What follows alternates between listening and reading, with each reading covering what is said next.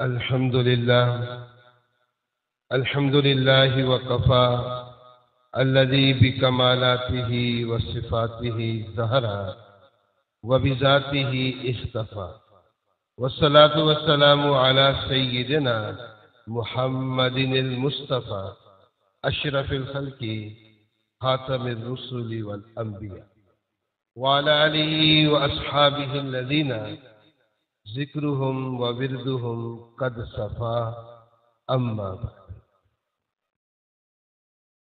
فاعوذ بالله من الشیطان الرجیم. بسم اللہ الرحمن الرحیم.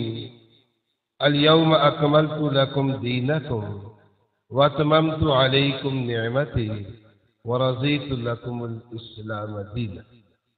وقال الله تبارك وتعالى: هو الذي بعث في الأميين رسولا منهم يتلو عليهم آياته ويزكيهم ويعلمهم الكتاب والحكمة. صدق الله مولانا العظيم. وقال النبي صلى الله عليه وسلم: إني مكتوب عند الله خاتم النبيين وأن آدم لمنجدل في تينه. سأخبركم بأول أمري أن دعوة إبراهيم وبشارة عيسى ورؤيا أمي التي رأت حين وضعتني. وقال النبي صلى الله عليه وسلم: إن الدين بدأ غريبا ويرجع غريبا، فطوبى للغرباء الذين يصلحون ما أفسد الناس من بعدي من سنتي، أو كما قال النبي صلى الله عليه وسلم.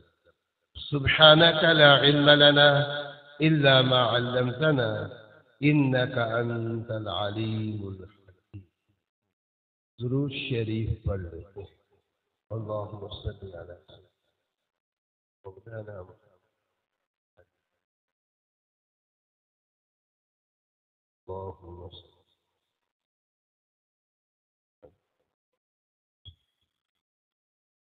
ایک درود پاک ہے.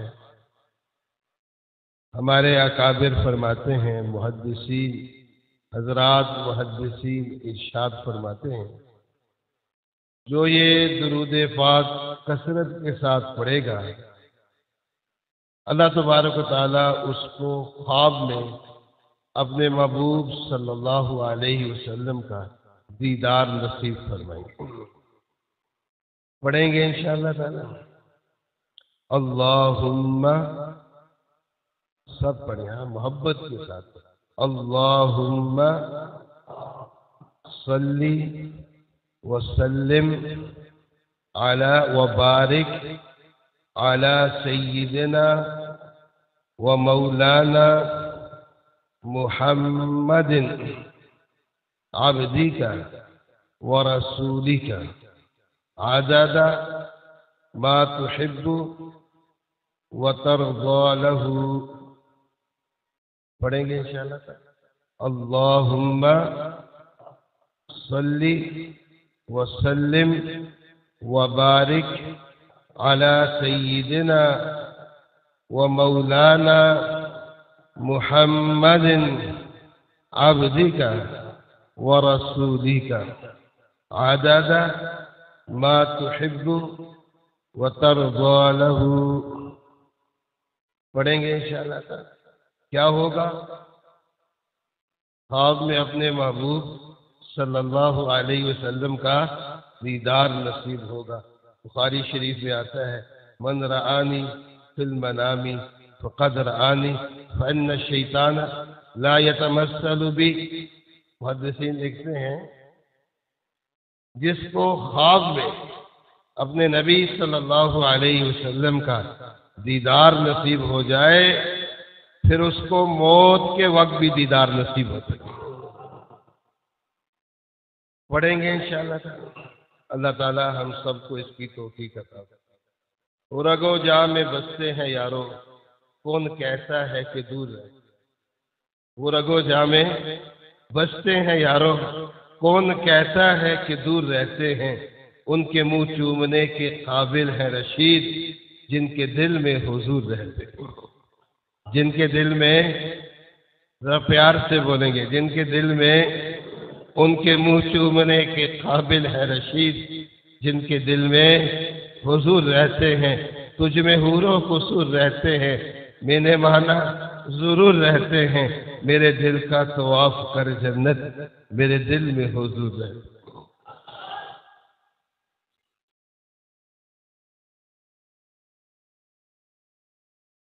عجیب حسن تھا، عجیب، ہمارے پیارے نبی سب کہیں صلی اللہ علیہ وسلم، عجیب حسن تھا، عجیب حسن۔ آپ کے حسن کا سامنے بیٹھنے والوں پر بھی عکس پڑتا۔ دو طرح کی روایات ہیں، ایک روایت میں آتا ہے یقول نائتہ لم ارا قبلہ فلا بعدہ مثلہ، فما ولدت حواء من صلب آدم ولا بجنان الخلد مثلك آخر۔ شاعر یہ کہتے ہیں میرا یہ دعویٰ نہیں ہے کہ دنیا میں آپ جیسا کوئی نہیں، میرا تو یہ دعویٰ ہے کل جنت میں بھی آپ جیسا کوئی نہیں۔ ایک روایت میں آتا ہے آپ جیسا کوئی نہیں، دوسری روایت میں آتا ہے باہر سے آنے والے کو پوچھنا پڑتا تھا محمد کون ہے، سب کہیں صلی اللہ علیہ وسلم۔ تو محدثین لکھتے ہیں، حضرت درخواستی رحمۃ اللہ علیہ بھی فرماتے ہیں ہوتا یوں تھا کہ آپ کے حسن کا عکس سامنے بیٹھنے والوں پر پڑتا تھا، جیسے آپ خود حسین تھے سامنے بیٹھنے والے بھی حسین ہو جائے کرتے۔ نازاں ہے جن پہ حسن وہ حسن رسول ہے، بولیں نازاں ہے جن پہ حسن وہ حسن رسول ہے، یہ کہکشاں تو آپ کے قدموں کی دھول ہے، ایک کاروان شوق یہاں سر کے بل چلو، طیبہ کے راستے کا تو کانٹا بھی پھول ہے۔ ان کے منہ بولے ان کے منہ چومنے کے قابل ہے رشید، جن کے دل میں صلی اللہ، جس کو خواب میں دیدار نصیب ہوگا پھر اس کو موت کے وقت بھی دیدار پڑھیں گے سب انشاءاللہ تعالی، پھر بعد میں لکھوا لیں گے، کثرت کے ساتھ درود پاک پڑھیں گے۔ اللہ تبارک و تعالی ہم سب کو اس کی توفیق عطا فرمائے۔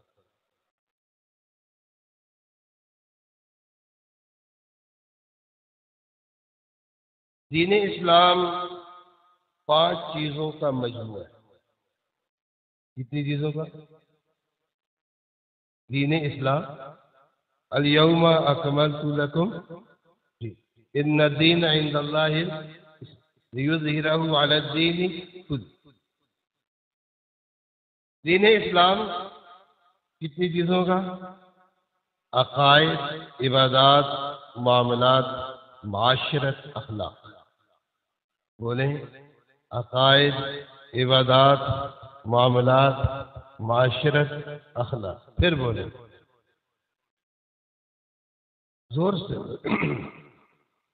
جی، عقائد، عبادات، معاملات، معاشرت۔ عبادات میں سب سے زیادہ نماز کی اہمیت کو بیان کیا۔ عبادات اس کی سب سے زیادہ نماز کی اہمیت کو بیان کیا۔ حضیرت القدس ہے نا، روح اعظم ہے، ایک عالم امر ہے۔ انما امرہ اذا قال له کن فیکون۔ ایک عالم امر ہے، ایک عالم خلق ہے۔ یہ جو عالم امر ہے، عالم امر، یہ حضیرت القدس ہے، یہ روح اعظم ہے، یہ عالم امر ہے۔ روح اعظم پر اللہ تبارک و تعالیٰ کی سب سے بڑی تجلی کا عکس پڑتا ہے۔ جیسے عرش پر اللہ تبارک و تعالیٰ کی سب سے بڑی تجلی کا عکس پر اللہ کی ذات کی تجلیات بھی ہیں، اللہ کی صفات کی تجلیات۔ قرآن مجید میں 5 علوم بیان ہوئے، ایک علم الہیات ہے، اور علم الہیات کو وہی سمجھ سکتا ہے جس کا تصوف کے ساتھ تعلق ہے۔ اللہ کی ذات کا علم، اللہ کی صفات کا علم۔ تو یہ روح اعظم پر اللہ کی ذات کی تجلیات بھی پڑتی ہیں، اللہ کی صفات کی تجلیات بھی پڑتی ہیں۔ جو نماز ہر روح اعظم کے ساتھ جڑتی ہے، کس کے ساتھ جڑتی ہے؟ ہر روح اعظم کے ساتھ جڑتی ہے۔ جب یہ ذکر کرتا ہے تو اس کی روح اعظم کے ساتھ جڑتی ہے، جب یہ نماز پڑھتا ہے اس کی روح اعظم کے ساتھ جڑتی ہے، جب یہ قرآن مجید کی تلاوت کرتا ہے تو اس کی روح اعظم کے ساتھ جڑتی ہے۔ کسی بھی اللہ کے ولی، جتنے بھی حضرات اولیاء کرام رحمہ اللہ تبارک و تعالی، جتنے بھی بڑے گزرے، کسی کی بھی زندگی کو آپ اٹھا کر دیکھیں گے تو آپ کو واضح نماز نظر آئے گی، ذکر نظر آئے گا، تلاوت نظر آئے گی، اور ایک چیز اور، خدمت خلق نظر آئے گی۔ خدمت یاد رہے گا، ہر ولی کی زندگی میں نمایاں ہے، نماز، تلاوت، ذکر کے بغیر تو اللہ کا تعلق ملتا ہی نہیں۔ حضرت جنید بغدادی رحمہ اللہ فرماتے ہیں ذکر اللہ کے تعلق کا دروازہ ہے۔ ذکر دوا ہے، دوا، باقی اعمال غذا ہے، غذا۔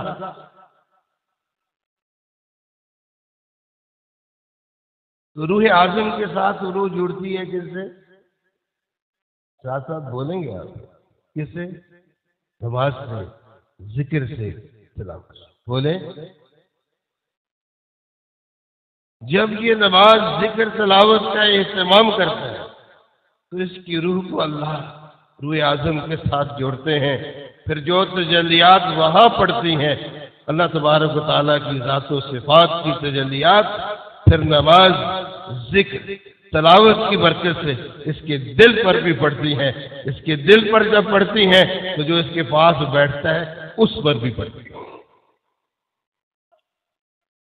نیک لوگوں کے پاس رہنے والے بھی اللہ تبارک و تعالیٰ کی بہت زیادہ برکات کو سمیٹ لیتے ہیں۔ نیک لوگوں کی صحبت اتنی اہم چیز ہے۔ میں ساتھیوں سے عرض کرتا رہتا ہوں، نیک لوگوں کی، اللہ والوں کی صحبت حضرات علماء کرام کے لیے بھی ضروری ہے۔ جب حضرات علماء کرام کے لیے ضروری ہے تو میرے اور آپ کے لیے کیوں نہیں ضروری؟ جب نیک انسان کی صحبت ایک عالم دین، اس عالم دین کا کتنا بڑا مقام ہے۔ جب نیک انسان کی صحبت، اللہ والے کی صحبت ایک عالم دین کے لیے ضروری ہے تو میرے اور آپ کے لیے کیوں نہیں ضروری؟ مولوی نشد مولائے روح تا غلام شمس تبریز نشد۔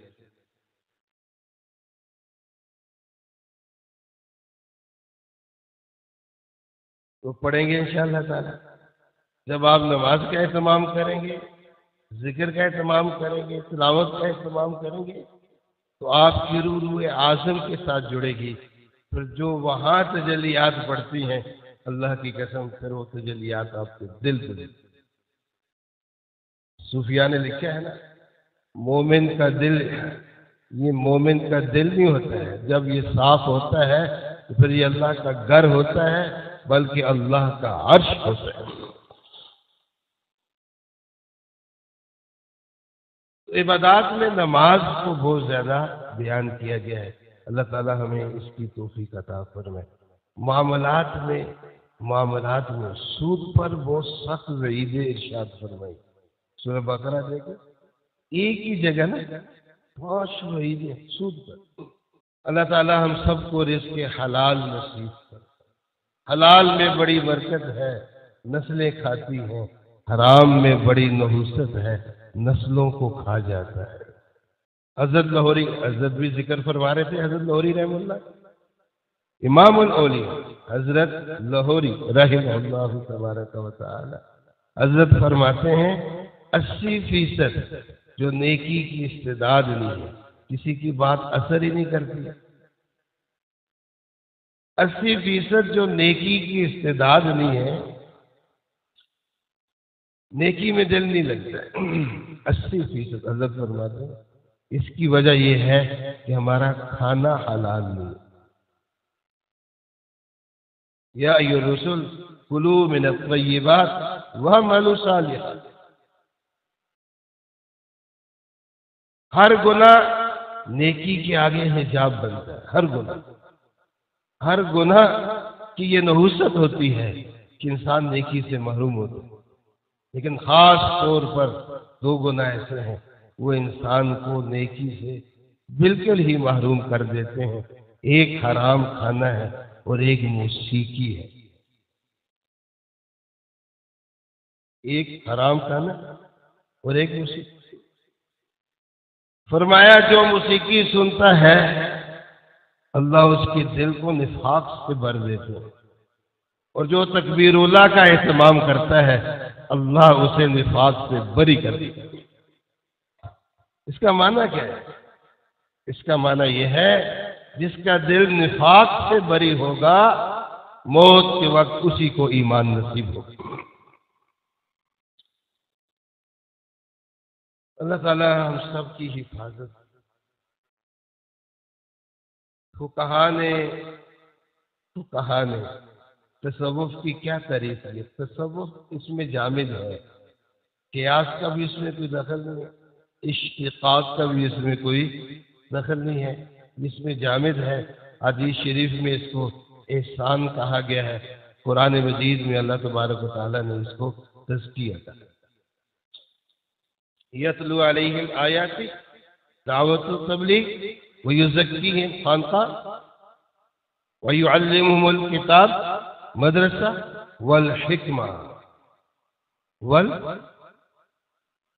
جہاد دین کا نفاذ، جہاد دین کا نفاذ، ریاست اور سیاست والحکمہ. مل گئی رب سے ملنے کی راہیں. آپ میرے ساتھ پڑھیں گے. مل گئی رب سے ملنے کی راہیں، مسجدیں، مدرسے، خانقاہیں. آپ پڑھیں میرے ساتھ پڑھیں. مل گئی رب سے ملنے کی راہیں، بولے مل گئی رب سے ملنے کی راہیں، مسجدیں، مدرسے، خانقاہیں. فقہا نے تصوف کی کیا تعریف کی ہے؟ فقہا نے تصوف کی تعریف کی ہے اپنے آپ کو حرام سے بچانا. فقیہ واحد اشد علی الشیطان من الف عابد. فقیہ کون ہے؟ جو ملکہ استنباط رکھے اور جو عارف باللہ بھی ہو وہ فقیہ ہوتے ہیں. جو مجتہد ہو، جو ملکہ استنباط رکھے وہ فقیہ ہوتا ہے. جو عارف باللہ ہو وہ فقیہ ہوتا ہے. اس کو ایک سجدے پر اللہ 1000 سجدوں سے بھی زیادہ اجر و ثواب عطا کرتا ہے. تو فقہا نے تصوف کی تعریف کی ہے اپنے آپ کو حرام سے بچانا، اور صوفیاء نے تصوف کی تعریف کی ہے. حضرات اولیاء کرام تصوف کی تعریف فرماتے ہیں اپنے آپ کو گناہوں سے بچانا. یاد رہے گی کیا؟ آپ کو خفا ہے بولتے نہیں ہیں جی. تصوف کیسے کہتے ہیں؟ اپنے آپ کو گناہوں سے، جی اپنے آپ کو اور دوسری تعریف کیا ہے جو پہلے میں نے کی ہے؟ اپنے آپ کو حرام سے.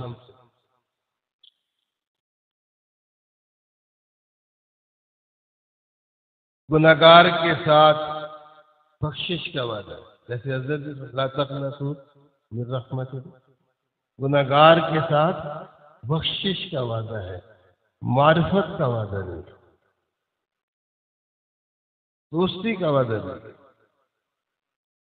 ان اللہ یقبل توبۃ العبد ما لم یغرغر. حضرت تھانوی رحمہ اللہ فرماتے ہیں میرے نزدیک گناہ کی ایک عادت چھوڑ دینا، گناہ کی ایک عادت چھوڑ دینا یہ سینکڑوں راتوں کی عبادت سے افضل. مسلم شریف میں آتا ہے نا، وہ جنتی ہے جسے نیند آتی ہے تو سو جاتا ہے، اٹھتا ہے تو گناہ نہیں کرتا. گناہگار کے ساتھ بخشش کا وعدہ ہے، معرفت کا وعدہ. تو معاملات میں عرض کر رہا تھا سب سے زیادہ معاملات میں سب سے زیادہ سود کی حرمت کرنا. معاشرت میں، معاشرتی زندگی میں سب سے زیادہ والدین کے حقوق بیان ہوئے. فلا تقل لهما اف ولا تنهرهما. دیکھیں حضرت بایزید بستامی ہے رحمہ اللہ، کتنے بڑے اللہ کے ولی ہیں. 100 سے زیادہ کتب ابدال کی صحبت اٹھائی ہے، بعض کتابوں میں 500 بھی لکھے. ولایت کے 12 درجے ہیں اس کتب، امامین، اوتاد، ابدال، اخیار، ابرار، نجیب، نقیب، عبود، فرد، مکتوم. جب لطائف پر محنت ہوتی ہے پھر اللہ یہ ولایت کے درجے.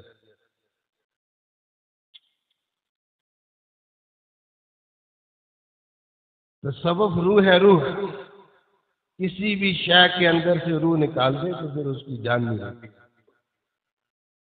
یاد رکھو، جیسے حضرت بھی فرما رہے تھے اخلاص یاد رکھیں صحبت کے بغیر نصیب نہیں ہوتا.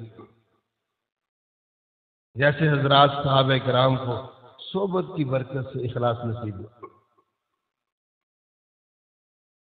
اور حضرت تھانوی رحمۃ اللہ علیہ ایک اگلی بات بھی ارشاد فرماتے ہیں صحبت سے زیادہ محبت شیخ کی ضرورت ہے.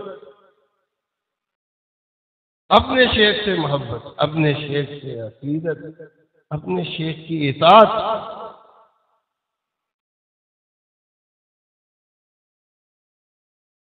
صاحب نسبت وہی ہوتا ہے نا جس کو محبت بھی ہوتی ہے، پھر عقیدت بھی ہوتی ہے، پھر اطاعت بھی ہوتی ہے. صاحب نسبت کون ہوتا ہے؟ جس کو کثرت ذکر اور دوام طاعت حاصل ہو جائے وہ صاحب نسبت ہے.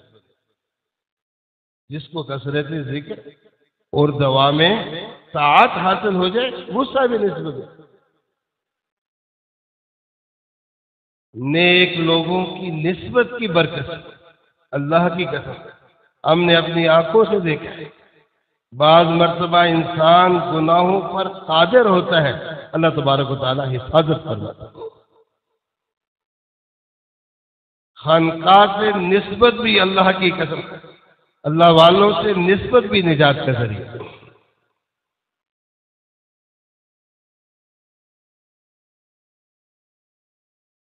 تو حضرت بایزید بستامی رحمۃ اللہ علیہ سے یہ باتیں مجھے یاد آ گئی.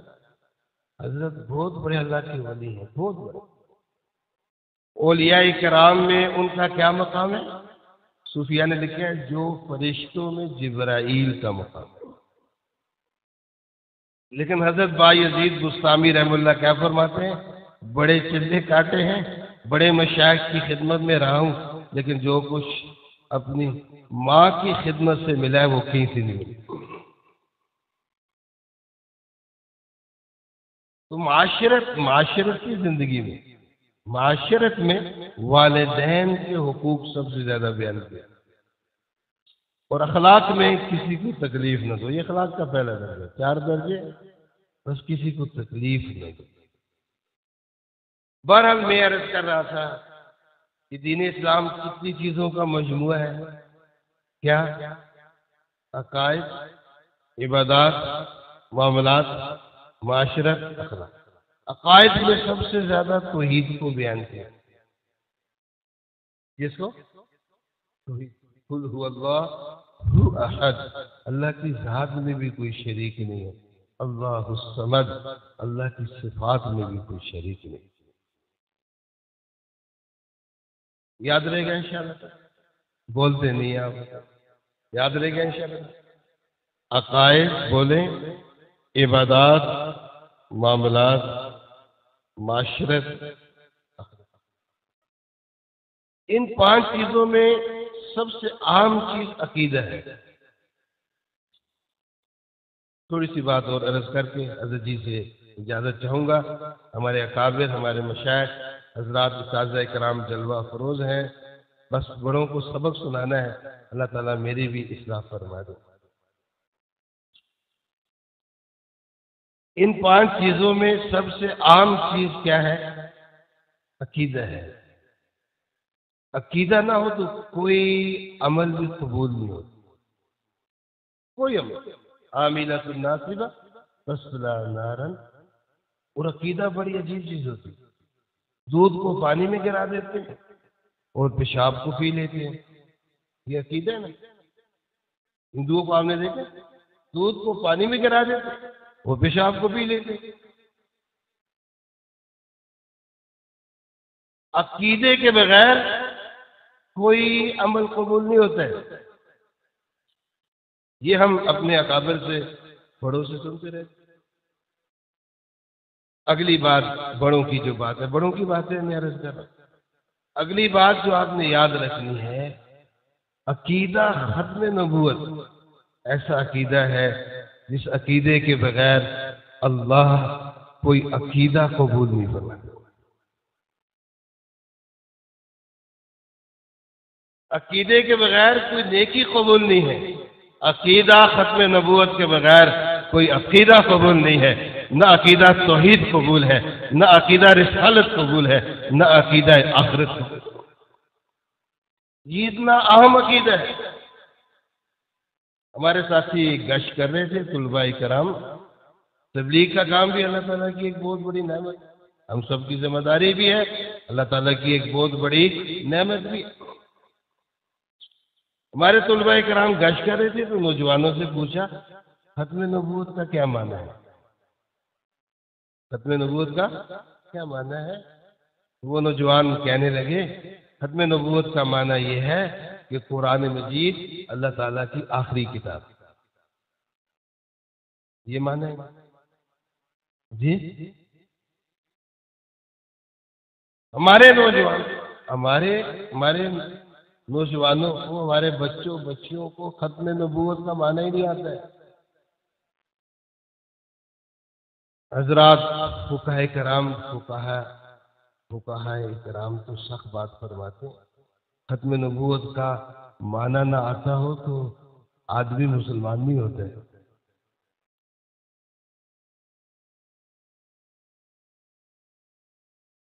تو ختم نبوت کا معنی کیا ہے جی؟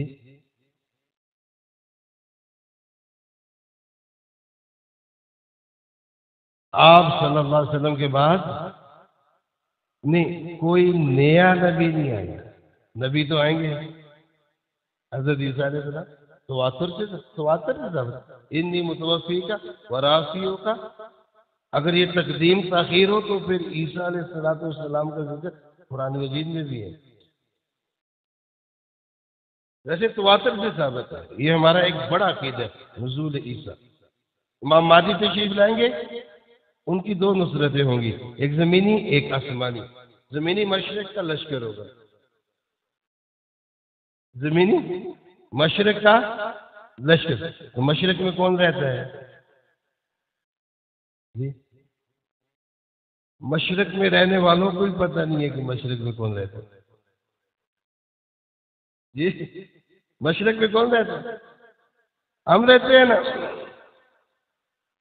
آپ نے فرمایا مجھے مشرق سے ٹھنڈی ہوا آتی ہے، اس وقت آپ نے سنا مجھے مشرق سے میرے عرب کو آئی ٹھنڈی ہوا جہاں سے، میرا وطن وہی ہے، میرا وطن وہی۔ شاعر مشرق کون کو؟ مشرق میرے عرب کو آئی ٹھنڈی ہوا جہاں سے، میرا وطن وہی ہے، میرا وطن وہی۔ تو امام مہدی تشریف فرما ہوں گے تو ایک زمینی نصرت ہوگی مشرق کا لشکر، اور ایک آسمانی نصرت ہوگی نزول عیسیٰ، حضرت عیسیٰ علیہ السلام۔ بہرحال ختم نبوت کا معنی کیا ہے؟ ہاں بولے، ایک ساتھی کھڑا ہو کر سنا دے، بس دل ٹھنڈا ہو جائے گا۔ کوئی ساتھی نہیں سنا؟ ماشاءاللہ سب دہرانے، پیچھے بھی آواز آ گئی۔ آپ صلی اللہ علیہ وسلم کے بعد کوئی؟ سب کو یاد کرائیں گے انشاءاللہ، بچوں بچیوں کو، عورتوں کو بھی، ماؤں بہنوں کو بھی، سب کو یاد کرائیں گے انشاءاللہ۔ آپ صلی اللہ علیہ وسلم کے بعد کوئی نیا نبی؟ مجھے ساتھی پوچھ رہے تھے کہ ہماری یہ جو جماعت ہے عالمی مجلس تحفظ ختم نبوت، اس کی بنیاد کس نے رکھی ہے؟ میں نے کہا اللہ کی قسم اس کی بنیاد خود حضور پاک صلی اللہ علیہ وسلم نے رکھی۔ تو میں عرض کر رہا تھا کہ یہ عقیدہ اتنا عام عقیدہ ہے، اس عقیدے کے بغیر کوئی عقیدہ قبول ہے، نبی کا ایمان قبول نہیں ہوتا۔ ختم نبوت کا مسئلہ کائنات کی وجود سے پہلے کا مسئلہ ہے۔ پہلے اللہ نے اپنے محبوب صلی اللہ علیہ وسلم کو اپنا آخری نبی بنایا، پھر کائنات کو وجود بخشا۔ انی مکتوب عند اللہ خاتم النبیین وان آدم لمنجدل فی الدین۔ نبی کا ایمان قبول نہیں ہوتا ہے، نبی کہتا ہے۔ قرآن مجید میں 3 عہدوں کا ذکر ہے نا، ارواح سے بھی عہد لیا گیا، حضرات علماء کرام سے بھی عہد لیا گیا، اور حضرات انبیاء علیہ السلام سے بھی عہد لیا گیا۔ وَإِذْ أَخَذْنَا مِيثَاقَ النَّبِيِّينَ لَمَا آتَيْتُكُم مِّن كِتَابٍ وَحِكْمَةٍ، یہ نبیوں سے عہد لیا گیا۔ عقیدہ ختم نبوت اتنا عام عقیدہ ہے، اس عقیدے کے بغیر نبی کا ایمان بھی قبول نہیں ہوتا ہے۔ یاد رہے گا انشاءاللہ۔ اس عقیدے کا تحفظ کتنا عام ہے، عقیدہ ختم نبوت، پھر یہ عقیدہ کتنا عام ہے، اور تیسری بات اس عقیدے کا تحفظ کتنا عام۔ یاد رکھیں عقیدہ ختم نبوت کا تحفظ یہ اللہ کی سنت ہے، سارے نبیوں کی سنت ہے، خود حضور پاک صلی اللہ علیہ وسلم کی سنت۔ حضرت شاہ صاحب فرمایا کرتے تھے، حضرت انور شاہ کاشمیری رحمہ اللہ فرمایا کرتے تھے، اللہ کی قسم جو بھی ختم نبوت کے تحفظ کے لیے ایک قدم بھی اٹھائے گا، آپ صلی اللہ علیہ وسلم کی شفاعت اس کے لیے واجب ہے۔ میں اس کی جنت کا ذمہ دار ہوں۔ حضرت فرمایا کرتے تھے جو بھی ختم نبوت کے تحفظ کا کام کرے گا، شاہ صاحب فرمایا کرتے تھے میں اس کی جنت کا ذمہ دار ہوں۔ اور حدیث شریف سے استدلال کرتے تھے جو احد کا واقعہ، شاہ صاحب اس سے استدلال کرتے تھے، سب فرماتے تھے میں اس کی جنت کا ذمہ دار ہوں۔ اس کا تحفظ اتنا عام ہے۔ اور حضرت تعالیٰ شاہ بخاری رحمہ اللہ فرمایا کرتے تھے لوگوں جب سے ختم نبوت کے تحفظ کا کام شروع کیا ہے، اللہ کی قسم روزانہ رات کو اپنے نبی کا دیدار نصیب ہوتا ہے۔ یہ اتنا بڑا کام ہے۔ آپ مجھے بتائیں اپنے ایمان کو بچانا، اپنی اولاد، اپنے خاندان کے ایمان کو بچانا، پوری قوم، پوری انسانیت کے ایمان کو بچانا، اس سے بڑا کوئی کام ہو سکتا ہے؟ اللہ کی قسم نہیں ہو سکتا۔ یہ اتنا بڑا یا رسول اللہ صلی اللہ علیہ وسلم، کیا کوئی ایسا شخص ہے، مشکات شریف میں آ جائے، کیا کوئی ایسا شخص ہے جس کی نیکیاں آسمان کے ستاروں کے برابر ہو؟ آپ نے فرمایا ہاں عمر، میرا عمر ایسا ہے جس کی نیکیاں آسمان کے ستاروں سے بھی زیادہ ہیں۔ یا رسول اللہ صلی اللہ علیہ وسلم، اگر عمر کی نیکیوں کا یہ حال ہے تو ابو بکر کی نیکیاں، ابو بکر کی، آپ نے فرمایا یاد رکھنا، ابو بکر کی ایک نیکی، ابو بکر کی ایک نیکی عمر کی ساری نیکیوں سے بڑی ہے۔ عمر رضی اللہ تعالیٰ عنہ کیا عرض کرتے تھے، میری ساری نیکیاں لے لیں، غار ثور کی نیکی مجھے دے دے۔ غار ثور میں کیا تھا؟ نبی کی عزت کا تحفظ تھا، نبی کے اعزاز کا تحفظ تھا، نبی کی ذات کا تحفظ تھا، اور عقیدہ ختم نبوت کا تحفظ، نبی کی عزت کا بھی تحفظ ہے، نبی کے اعزاز کا بھی تحفظ ہے، نبی کی ذات کا بھی تحفظ۔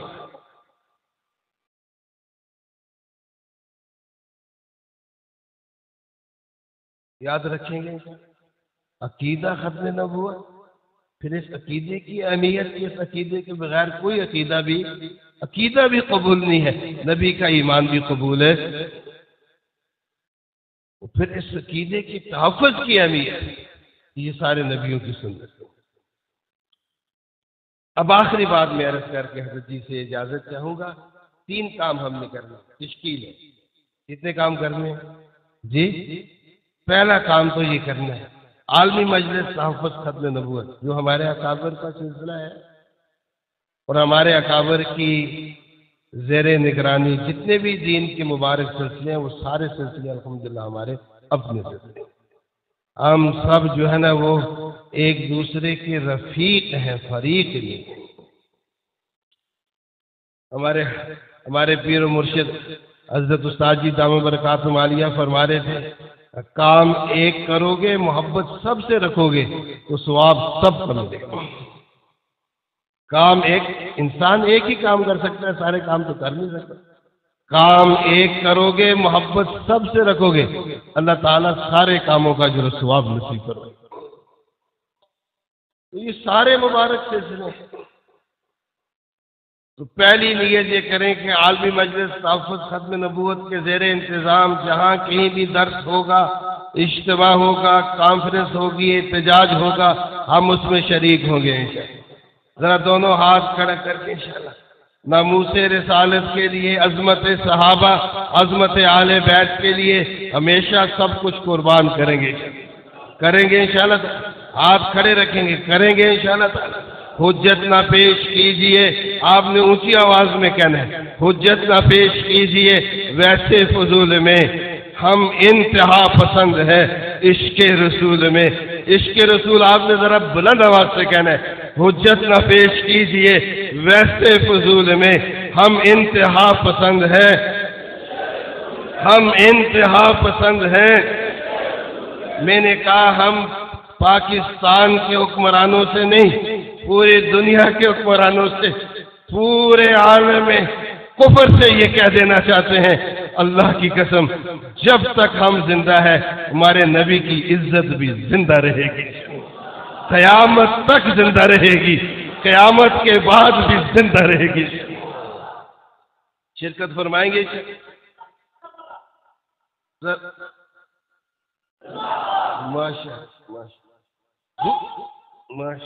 دوسرا کام ہم نے یہ کرنا ہے کہ مرزائیوں کے ساتھ ہم نے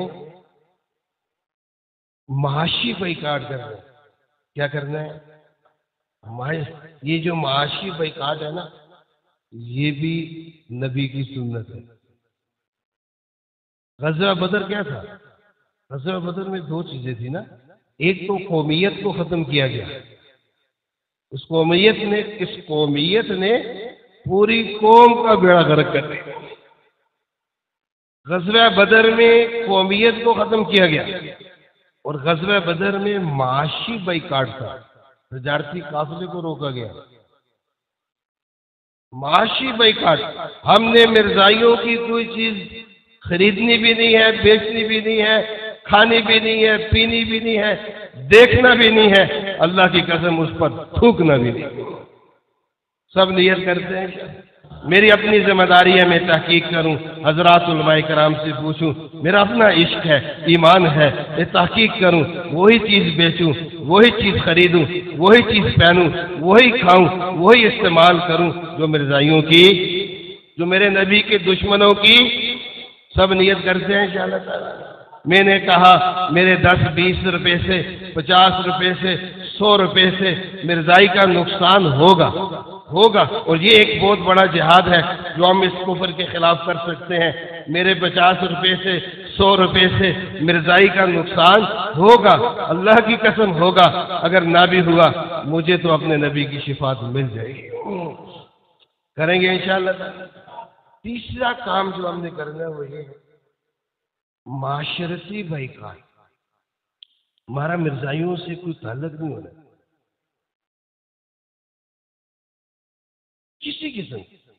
جو نرم لیجا بھی رکھتے ہیں نا ان کا دل بھی ایمان سے خالی ہوتا ہے. یہ اتنا بڑا فتنہ ہے. اگر نرم تھوڑی سی نرمی بھی رکھیں گے نا اللہ کی قسم گنبد خضرا سے رشتہ ٹوٹ جائے گا. اور گنبد خضرا سے رشتہ ٹوٹ جائے تو انسان کا بیڑا غرق ہو جاتا ہے. آپ سوچتے ہوں گے یہاں تو مرزائی ہے نہیں ہے، یہاں تو مرزائی، لیکن آپ تاریخ کو پڑھیں گے تو آپ کو معلوم ہو جائے گا کہ عورتوں کی صورت میں اور وضاحت نہیں کرتا ہوں، بڑی عجیب صورتوں میں مرزائی یہاں بھی ہمارے گھروں تک پہنچے ہوئے ہیں.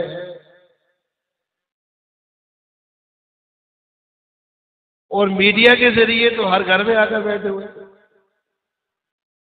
میڈیا کے ذریعے پہلے تو ہم بے حیائی کا رونا روتے تھے نا، وہ تو اپنی جگہ پر ہی. اب تو میڈیا پر سارا میڈیا آزاد ہے اور میڈیا پر کفر پڑھایا جا رہا ہے اور اسلام کے نام پر پڑھایا جا رہا ہے. ہمارے پیچھے نمازیں پڑھنے والے جا کر میڈیا پر گندوں کو سنتے ہیں. ایک ساتھی درس میں اس نے بیٹھنا چھوڑ دیا تو میں نے اسے کہا کہ درس میں نہیں بیٹھتے ہو آج کل؟ تو وہ کہتے ہیں میں گھر میں ہی درس سن لیتا ہوں. کچھ دنوں بعد اتفاق سے وہاں جانا ہوا. میں نے کہا وہ کیا درس سنتے ہو، کس کا درس سنتے ہو، مجھے بھی ذرا بتا دو. تو جب اس نے بتایا تو وہ مرزائی لعنتی کا درس سنا. نمازیں ہمارے پیچھے پڑھتے اور گھروں میں جا کر درس اس کا سنتے. تو خدا کے لیے اپنی اولادوں کا پیش کریں. اور سب سے پہلا کام کیا ہوتا ہے؟ علماء کی نفرت. آپ کو علماء سے دور کریں. سب سے کفر کا پہلا کام یہ مسجد سے دور، علماء سے دور، مسجد سے دور، علماء سے دور، مدرسہ سے دور، علماء سے دور، خانقاہ سے دور، علماء سے دور. یہ کفر کا پہلا سبق ہے. یہ تو فتنوں کا زمانہ ہے. میں عرض کرتا رہتا ہوں اس زمانے میں اسی کا ایمان بچا ہوا ہے جس کا مسجد کے ساتھ تعلق ہے، جس کا خانقاہ کے ساتھ تعلق ہے، جس کا مدرسہ کے ساتھ تعلق ہے، جس کا حضرات اولیاء کرام کے ساتھ تعلق ہے، اسی کا ایمان بچا. ایک بہت لمحہ فکری ہے. میڈیا کے ذریعے ہمارے گھروں میں، سکولوں کالجوں کے ذریعے ہمارے گھروں میں، بڑی تجارتی کمپنیاں ہمارے گھروں. مجھے ساتھی کہنے لگے سارا کفر ان کے ساتھ ہے، فرانس ہے، سویڈن ہے، برطانیہ ان کا مرکز، امریکہ ہے، اسرائیل، سارا کفر ان کے ساتھ ہے. میں نے کہا اللہ کی قسم آج تک یہ پوری دنیا میں ذلیل ہوتے رہے ہیں، قیامت تک ذلیل ہوتے. بولیں قیامت تک ذلیل ہوتے رہے. میں نے کہا پریشان نہیں ہونا، سارا کفر ان کے ساتھ ہے. اللہ کی قسم ہمارا اللہ ہمارے ساتھ ہے. فرعون کو موسیٰ تو نظر آتے تھے لیکن موسیٰ کے ساتھ جو اللہ کی قدرت تھی وہ نظر ہے. تو بہت زیادہ فکر کی ضرورت ہے. ہمارے گھروں میں آ کر بیٹھے، سکولوں کالجوں میں اپنی اولادوں کا، اپنی بستی والوں کا، اپنی قوم کا پچ کریں گے انشاءاللہ. ایک کام کیا ہے؟ دروس میں ختم نبوت کے عنوان سے عالمی مجلس تحفظ ختم نبوت کے زیر انتظام جہاں بھی درس ہوگا، اجتماع ہوگا، آپ شرکت کریں گے۔ معاشی بائیکاٹ بھی کریں گے، معاشرتی بائیکاٹ بھی کریں گے انشاءاللہ۔ حجت نہ پیش کیجئے ویسے فضول میں، ہم انتہا پسند ہیں، ان کے منہ چومنے کے قابل ہے رشید، جن کے دل میں، زور سے بولے، جن کے دل میں حضور رہتے ہیں۔ دین اسلام کتنی چیزوں کا مجموعہ ہے، زور سے بولے، اب آپ نے بولنا، 1 2 3 4 5۔ سب سے عام چیز کیا ہے؟ عقیدہ۔ اور عقیدہ ختم نبوت کتنا عام ہے؟ اس کے بغیر کوئی عقیدہ بھی قبول ہے، عقیدے کے بغیر کوئی نیکی قبول نہیں، اور عقیدہ ختم نبوت کے بغیر کوئی عقیدہ۔ سب نیت کرتے ہیں انشاءاللہ؟ ذرا ہاتھ کھڑا کر کے نیت کریں، ہر میدان میں علماء کا ساتھ دیں گے، زور سے بولیں انشاءاللہ، ہر میدان میں علماء کا ساتھ دیں گے، تبلیغ میں بھی وقت لگائیں گے انشاءاللہ، مسجدوں کو، مدرسوں کو آباد رکھیں گے۔